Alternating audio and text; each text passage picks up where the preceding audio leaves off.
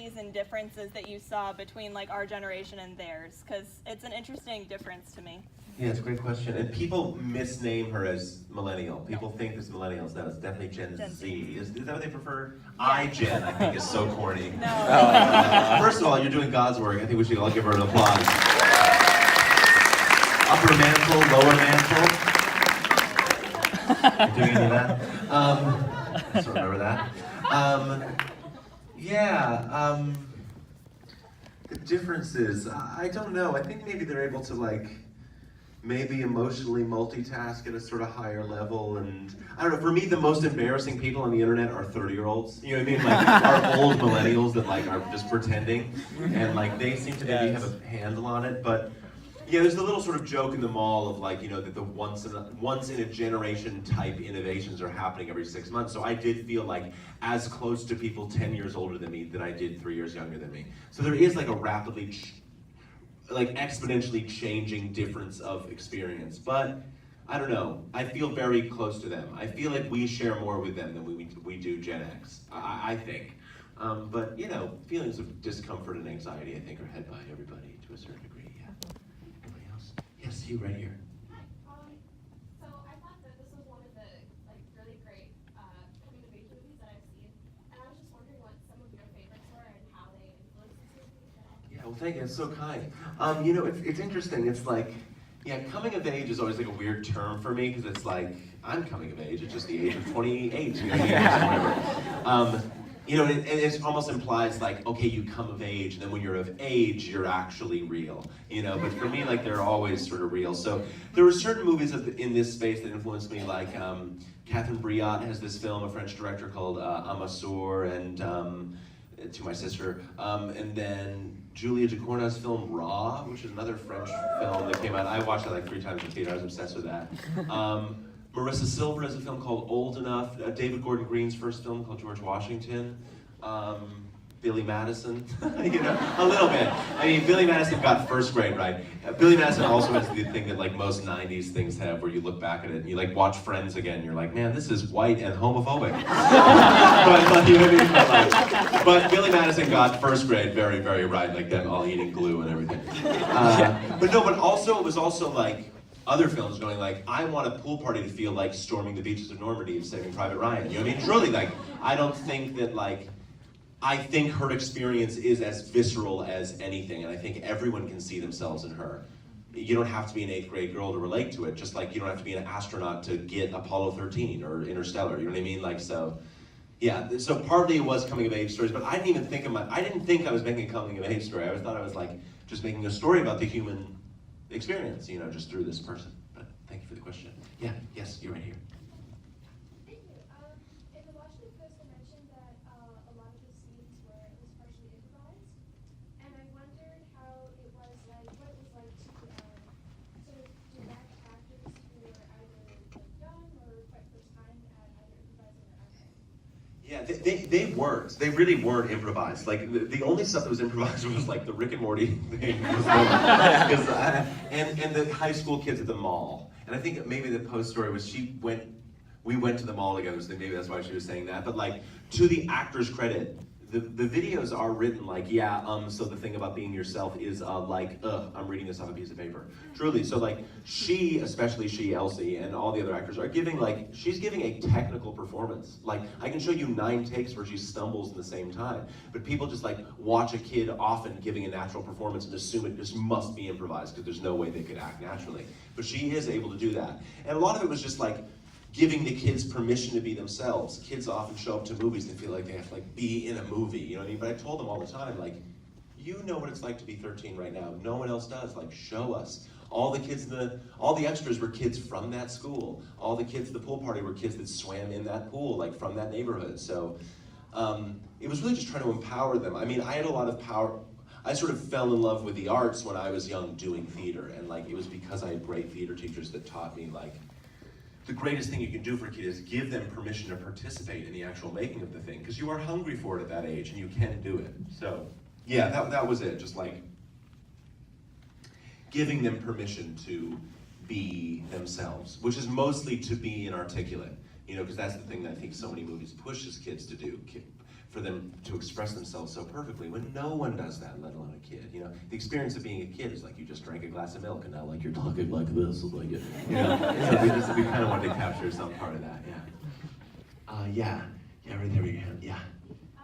Where did you find these kids, especially who you just started calling Jason Schwartzman? Jason Schwartzman, that's incredible. Yeah, so some of the kids I said like were culled from just the actual area that we shot in. Elsie we just found, like I had sort of found a clip of her online. She was the voice of Agnes in Despicable Me. She did It's So Fluffy, that's her when she was 6 years old. And then she took a break from acting because acting as a kid is just horrible and objectifying and really bad. So, but yeah, she came in and it was just like, every other kid felt like a confident kid pretending to be shy, and she played the role like a shy kid pretending to be confident, which is actually what it is. Shyness isn't cowering in a corner. Shyness is wanting to speak every moment and not being able to. So she was able to make her active instead of passive, because it could be a very blank character just on the surface. And she, I think, gave her a lot of depth. Jake was, his real name is Jake Ryan. For the older people, that's the character in 16 Candles. That's the name of the character. So his real name is Jake Ryan. He came in and did a chemistry read with Elsie, and I told him that. I was like, just improvise. And he goes, do you like tacos? And she goes, yeah, I like tacos. And he goes, hard shell or soft? And I went, you have the part. I was like, you got it. I was like, just don't talk to each other, like, because this is electric, or the exact opposite of electric, whatever it needs to be. And like, so we tried to preserve a lot of that. For the day. But yeah, it's a mixture of first-time actors and young actors that have worked a bit. But it was all just about who can sort of vibe out in the sort of natural way that we want to do it, which is like, who can bring their chaos to the movie, which is like, yeah, right here, yeah.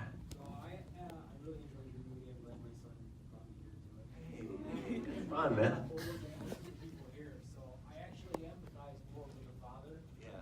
And so I was just wondering how you decided on the role that you were going to take in action. Because you were going to let your daughter who's only 12. I would have more maybe loved her about, hitting them across the face or putting them. Yeah, with the So other how do you people? decide how the father was going to react? Yeah, it's interesting. So people in the back, he's asking, he's saying he related to the father and how to decide sort of how he would navigate that. Yeah, I mean, it's a lot of my mother in there, and him being a single father, I think that's sort of, he takes on a lot of that.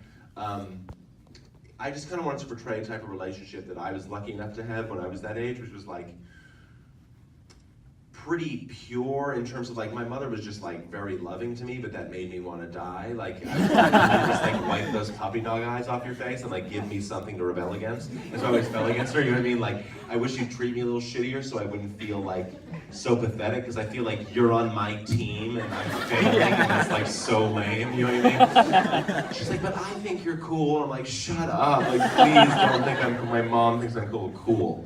But yeah, I think it was also a way to sort of give voice to my perspective, which is I felt like a nervous kid on the internet, and I also felt like an out-of-touch dude that had no idea what she was going through. And, you know, I was writing her alone in the same way that he's sort of raising her alone with no older female presence, you know, writing with me, just like none with him raising her. So, yeah, I was just trying to, and then also, you know, letting the actors, when they get together, just kind of, but part of it was like trying to do a 5 sort of day slice of life where we show something that's on the surface pretty gentle and nice. And I don't think niceness makes you one-dimensional. You know, there's kind of a belief in sort of movies that like, if someone's nice, that means it's not like dramatic. And I don't necessarily think that's true. But appreciate you guys coming here. I hope it wasn't too awkward. Yeah.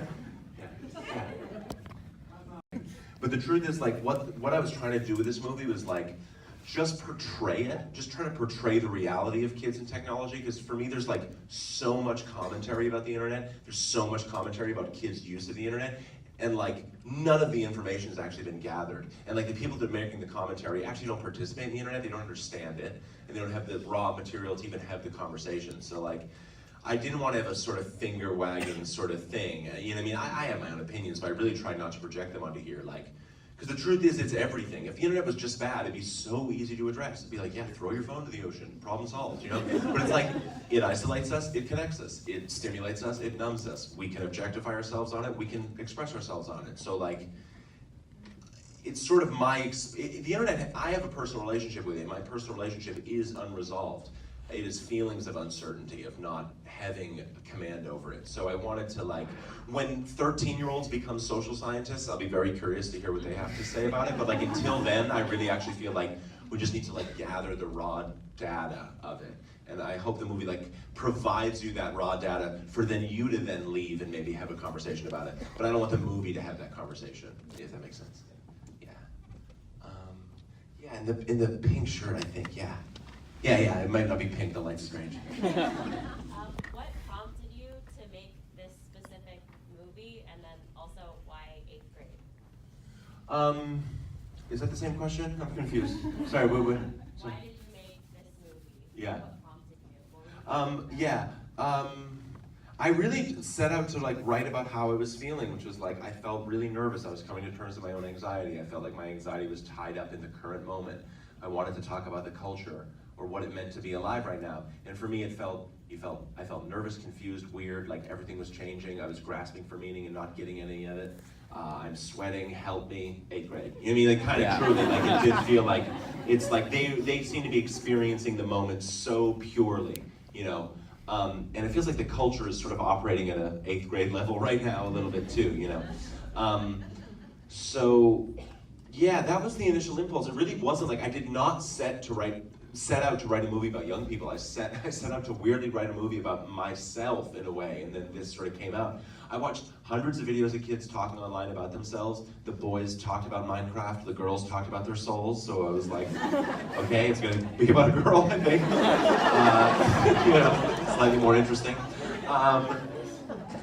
But yeah, it just felt right. I don't know why I saw myself in her so much, but it was sort of immediately confirmed when I met Elsie. Because Elsie and I are very, very similar people. And when I saw her, like all my fears of whether I was qualified to tell the story were just like washed away. Because we immediately understood each other. Yeah, right there in the glasses, yeah. So there are a lot of scenes in here that just felt so visceral and relatable to me. Was there any scenes that you wanted to put Kayla in or were very like interested in trying to get that perspective on that you weren't able to include in the movie? No, any scenes that I wanted to put her in that I didn't. No, I would have. I would have loved laser tag. That would have been cool. I was thinking later, like, if it had been a boy movie, I could have done some like Lord of the Flies, like laser tag birthday party, which would have been like fun. But no, I mean, like, no, it's like. And it wasn't really, it was really trying to be honest to what would realistically happen in 5 days. You know, I didn't want to like do like, everything's gonna happen to her. She's gonna have her first kiss and her first date and everything. Yeah. It's like, no, I just really want to sort of justify the drama of a normal kid's life and make it really feel like it's operating out of that value system. But yeah, there's some scenes cut that are fun. They needed to be cut. I mean, I wanted the pace to be what it is and, you know, a tight sort of 90 minutes. There's a 5-minute scene of Gabe doing a magic show for her that will make the DVD extras at a certain point. Yeah. It was a laborious linking rings routine that the movie could not handle at the end of it. It just like absolutely could not sustain. Poor kid practiced with the rings for 2 months. And then when he saw the first cut, he's like, what? It'll be in the iTunes extras or whatever. Yeah, the stripes, yeah, with the shirt, yeah. Oh, maybe. Yeah. Oh, okay. First, I wanted to ask, like, what is something that you took from writing and directing this film for someone who's interested in, like, comedy writing or, like, drama? And also, I was wondering, like, are we going to see more of you in these roles since you're not really doing stand-up right now? What am I doing right now? I mean, I'm killing. No. For someone that's writing comedy, two things for someone interested in writing comedy and drama, he said. Like, first, I really think you shouldn't think of them as separate. You know what I mean? You really shouldn't think of like, I never went to this movie with being like, okay, now I'm writing a funny scene, now I'm writing a dramatic scene. You know, just try to be honest with whatever you're writing, and you'll find that like, themes or tones reveal themselves. Like, we have thematically inconsistent days, you know what I mean? Like, we wake up, a funny thing happens, and an awful thing happens, and everything. So, like, I would think, but do whatever you want, obviously, I don't know. But, like, I'm saying, I don't like when I feel like people are imposing a tone on me. I feel like the tone should reveal itself from a situation. Second would be, like, if you're worried about, like, becoming a writer or something, do you write? Yeah. You're a writer. You know what I mean? Like, truly, like, you are a writer. Like, you don't have to wait until, like, you're good in your own head, or, like, get to do it at some sort of level that you think is real in order to become it, you know? It took me a long time to figure that out, but, like, the thing that I love doing most about this is super fun, but, like, the thing that I love doing about it is the same thing I was doing in 6th grade when I was doing theater, you know? Like, the good thing about the creative process is, like the best part of it everyone has access to right away, and you should actually just, like, not wait to be successful to enjoy it. Like, enjoy it now, and if you don't enjoy that part of it, quit, because that's the only thing you actually have control over. So, yeah, like, forgive yourself a little bit, and, like, if you think, like, man, I suck as you're writing, good. If you thought you were good right away, it'd be like, you'd be a psychopath. I mean, so, like, thinking you suck is just part of it and improving, and I was so out of my depth the entire time, and then at the very end, I was like, okay, maybe this thing works. So, yeah, but good luck with it. First off, thank you so much for this movie. It was so well done. It was absolutely beautiful. Thank you, first off. Second, I would love to hear a little bit more about the intention of the scene in the mall between Kayla and her father. Just trying to understand a little bit more about what that kind of interaction was. Where, in the photo booth scene? Yeah. Oh, interesting. Oh, that's... Oh, yeah, exactly. That's interesting. I've never been asked about that one. Of him violating her privacy to look after her. Can you be more specific? So, I guess my thought was Yeah. between her at the table Yeah. with her friends, and then as soon as she sees her father kind of running off, Yeah. and then not, I guess, almost confronting him about it, because she was almost very reactive to anything else that he would do, but the second he almost did something wrong, she was very quiet. Well, yeah, it's interesting. We did it, the initial version of that scene, actually, instead of the photo booth, was at a crane game. She was at a crane game playing the thing, and Josh was gonna be there, and then we eventually put in a photo thing. It just made more sense that she's in, like, a box of literally her own image, like a box of a weird image or whatever. But no, I think it's, like, true mortification, like this weird thing that she's in that moment, which is like, I am in a safe place, which the mall is like this really fun thing for kids where it's like, you're free. It's almost like you're free in the world, but you're totally not. Like you're in a box of a thing that like you can't really actually leave. It's like a little fake society for kids to walk around and be like, I have autonomy, but they actually don't. So like that is so, and like her being with those older kids, it's like, oh my God, I'm old. I'm an older kid. And then dad comes and it's such a violation. It's like, I'm a child, you know? So she storms off, and I think she wants to confront him and scream at him, but to scream at him and look at him is to dignify that he is there. You know what I mean? So for me, she's staying still there because like, she can pretend if any of the kids walk up that this is just some weird, and he knows it too, that he's gonna look like he's not there talking to her too. It was the same thing in the crane, when it was the crane game. It was like they're gonna have a conversation but not look like they're, because the most embarrassing thing would be if the high school kids came around the corner and saw her having a fight with her father. You know, that's, but great question. Yeah, I've never had to justify that. Red hat, yeah. Okay, so it was so like blatantly similar to my own like 8th grade experience, but also so different in its own way. How did you source some of that like material for going from 8th grade to freshman year? Yeah, it really was like, how did I source it, you say? Sorry. Yeah, like how did you get your inspiration? How did you pull that into the movie? It really is just like, it's so much less like me. It really isn't. It's just like you have, if you let it, a film is so collaborative, and if you keep it open to the collaborators, it's just gonna work. Like we're all sitting in the homeroom one of the first days of shoots, and I'm like, all right, what's some things kids do? And they're like sniffing markers. I used to stack the markers, or whatever that is. Like the letter that Kayla gives to Kennedy, in my mind it was just a letter. And then Erica, who worked in props, was like, I used to make these, and they were the little folded football. You know what I mean? That's like as good and true and perfect a moment as there is in the film for me, and that's her, you know? So it really is like, my job is just to make an environment where people feel free to participate, and also tell them to shut up when they're all participating at once, and I get to focus, you know what I mean? But yeah, like it's everybody, you know? So much of the truth of the thing is the kids and everybody. But yeah, I was just trying to keep open because it's such a common experience, you know. So yeah, not to feel like I have to have control over everything and author every moment. Author every moment. Excuse me. Yeah. I'm studying film here in Chicago, and I love everything about this. And I would just love to hear any kind of few filmmaking tips you discovered along the way. Interesting. Where are you? Oh, amazing. My DP, my director of photography, went to DePaul.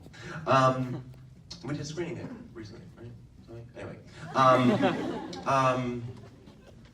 Filmmaking tips. Oh my God. I actually don't really know. Well, I don't know stuff. Do you want to direct? I'm interested in cinematography, actually. So. Okay. So never mind. If you're gonna direct, I would say like take an acting class. That would. No. Well, I don't like.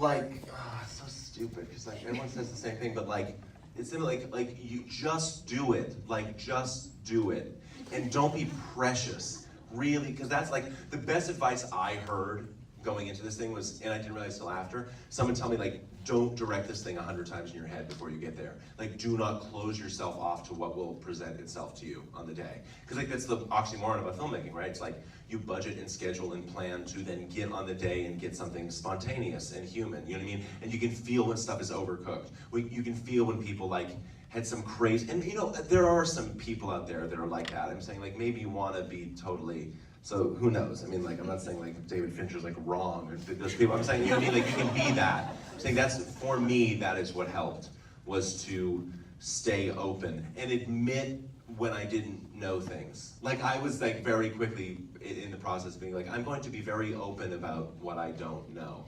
and not be ashamed of that. Good luck with it though. I'm in it with you though. You know what I mean? I know as much as you, and I mean I know less than you probably because you're a DP. Yeah, I appreciate it. Good luck with it. Yeah. Oh, sorry. We'll do you next. Oh, we'll do. I'm not gonna gender you. Hoodie next.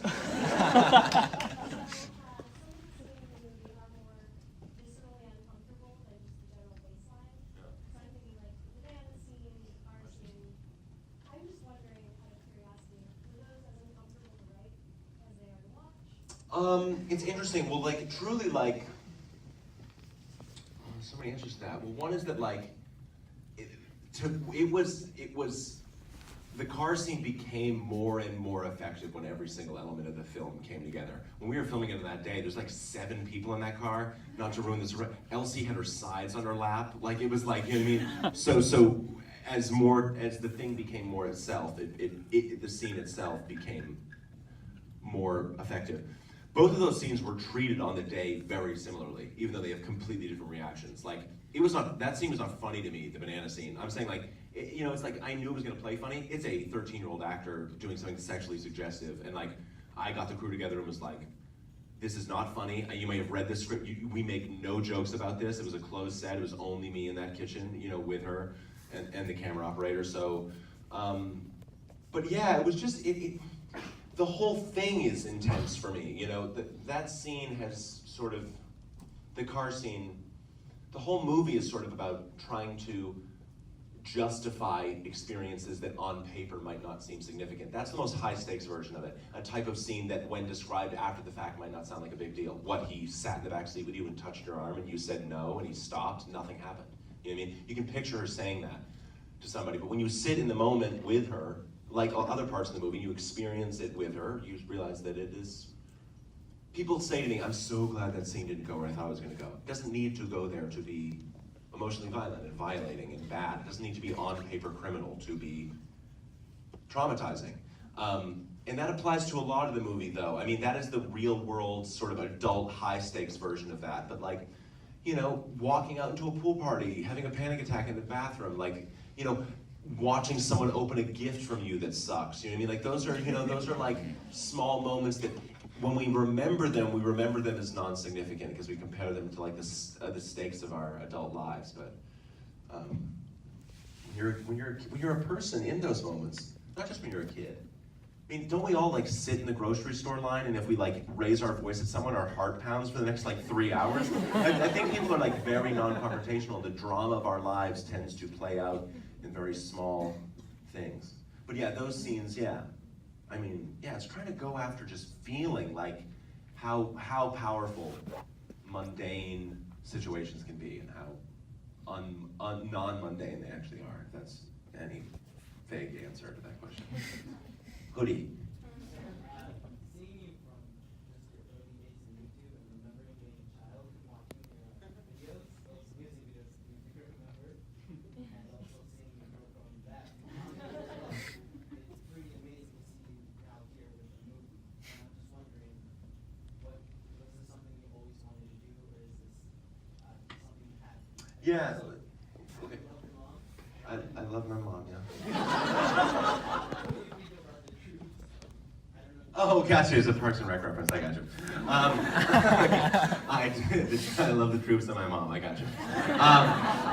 But no, I mean, like, no, I didn't always want to do a movie. You know, the shame that I had to like shed, which I hope other people in my generation shed, is like this belief that like people go like, "You made it, man," or like not you made it, but like, I don't think movies are any more real than doing something online or making videos online or making, you know, like I had that belief that like, no, once I like do this, that'll be real and then I'll actually be a person. And I was so resentful for so long of having a young audience, and I wanted the cool 30-year-old audience that every other comedian had. Everyone told me, you're just a comedian for 13-year-old girls. And then at a certain point I was like, fuck yeah, I am. And I made a movie about her. You know? But you know what I mean? So like, I feel lucky to be here, you know what I mean? But I don't feel like, man, I got through all that shit and now I'm doing the real thing. Uh-oh. No. But what I would ask you is just seeing you grow creatively and just seeing that. Oh, appreciate it. You know, the thing is like, I was 16 when I started, then I was 19, I was 20, so like, I've just tried to listen to my age. I mean, how old are you? I'm 18. Yeah, 18. You'll be very different in 3 years, and very different in 3 years after that. And then you hit 30, and then you just stay the worst. Excited man in the white t-shirt. The dad's monologue at the end, first of all, Oscar worthy for sure. What was it like writing from the dad's perspective? Like, what kind of headspace did you go into while writing for him? I bought khakis and I just don't. No, it's really like I feel like both of them. I'm sorry, I gotta get out of here because these lights.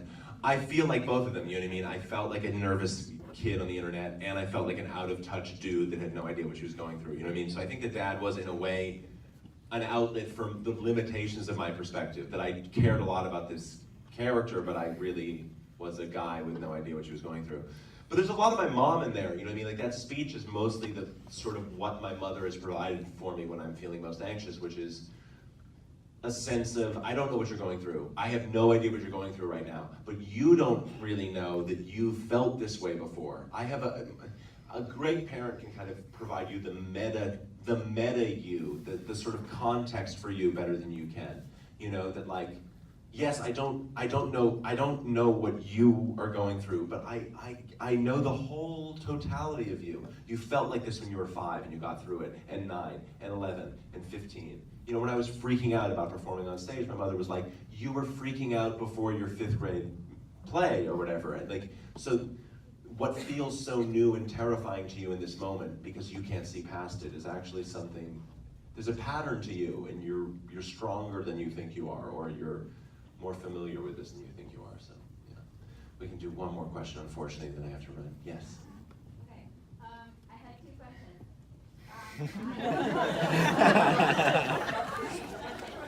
I teach as well, like 5th and older, but I teach performing arts. One applause break for Q&A. I'm so sorry. One applause break, I said.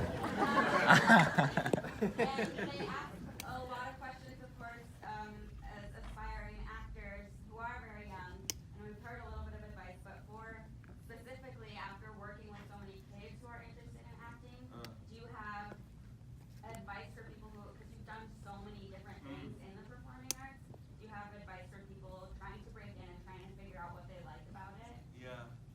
And let's give her a round of applause. You're doing God's work. Come on, you work in middle school? I work at a performing arts school. With kids of what age? Sorry. I work with 5 to 25.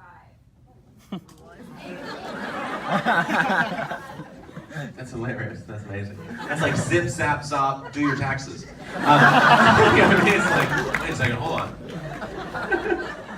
That's amazing. Okay.